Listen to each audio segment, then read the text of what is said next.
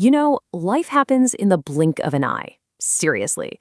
From a single thought firing across a neuron to a cell splitting in two, it all depends on chemical reactions that are happening at, well, an impossible speed. Today, we're going to pull back the curtain on the microscopic engines that make it all happen. I mean, really think about that. You eat a sandwich, and your great-great-great-great-grandchildren might still be waiting around for you to get any energy from it. It sounds absolutely absurd, but here's the thing. That's the chemical reality. Most biological reactions need a huge jolt of energy just to get started. Without that initial push, the molecules in your food just don't have enough juice to break down on their own, making the whole process unbelievably slow. Every single process that makes you, well, you, from building new muscle to fighting off a cold, it would all just grind to a halt. Life as we know it simply couldn't exist at that pace. So nature needed a solution to this fundamental speed problem. And, it found one. So what is this amazing solution? Well, the heroes of our story are a class of molecules called enzymes. They are life's ultimate accelerators, the absolutely essential biological catalysts that turn those 500-year-long reactions into split-second events. Okay, this definition right here is packed with crucial info. First off, an enzyme is a protein. That means its shape is everything. Second, it's a biological catalyst. Its one and only job is to speed things up.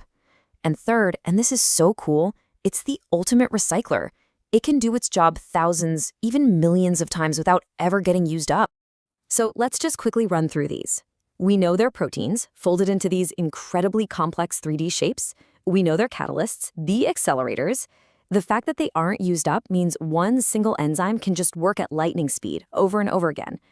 But that last point, their incredible specificity, that's what makes the whole system work. And this is where it gets really, really cool. To put that number into perspective for you, a reaction that would normally take a full year to happen could be over in about 3 seconds with the right enzyme.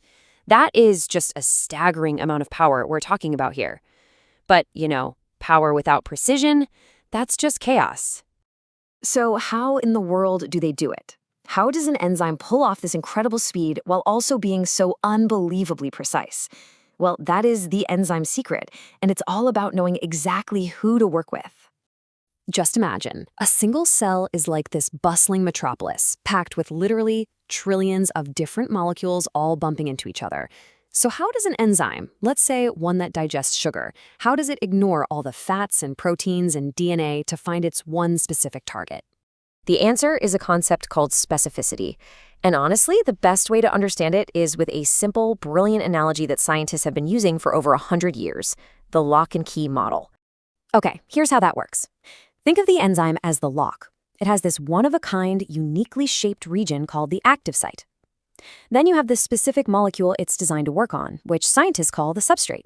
That's the key. And just like with a real lock, only the correctly shaped key can fit perfectly into that active site. No other key is going to work. It's a totally exclusive, perfect match. And this cycle is the absolute core of what enzymes do. The substrate, our key, binds to the enzyme's active site. This forms what's called an enzyme-substrate complex. Now, inside this complex, the enzyme kind of puts stress on the substrate's chemical bonds, or maybe it just creates the perfect environment to make the reaction happen effortlessly.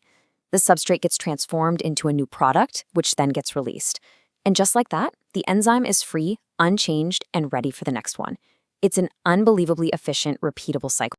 So we get how one enzyme works with its specific partner. But think about what that really means. There can't be just one type of enzyme, right? For every single different reaction happening in your body, you need a different specialist. So there's this vast family of them, a specialized workforce.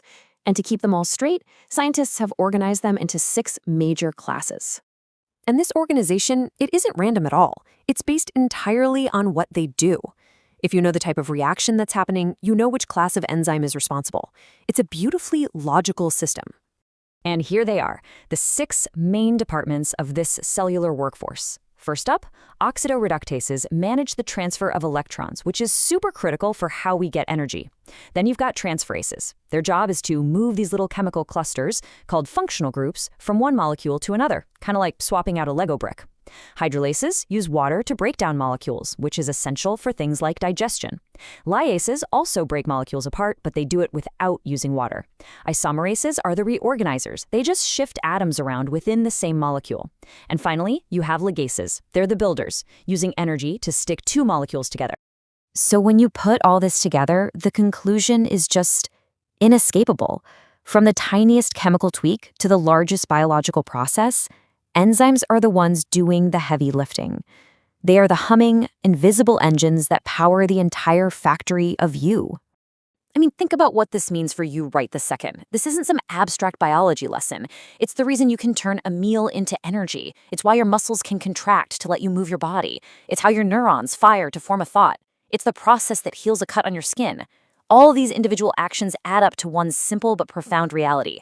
Enzymes are why you can live. Which, of course, brings us to a final, pretty provocative question. If this perfectly tuned, high-speed system is so essential for keeping us alive, what happens when one of these key workers, just a single type of enzyme, doesn't show up for its shift or starts doing its job all wrong? Well, the consequences are often profound. It can lead to many of the genetic diseases and metabolic disorders that scientists are working so hard to understand and treat every day. It just goes to show you how absolutely critical these invisible engines truly are.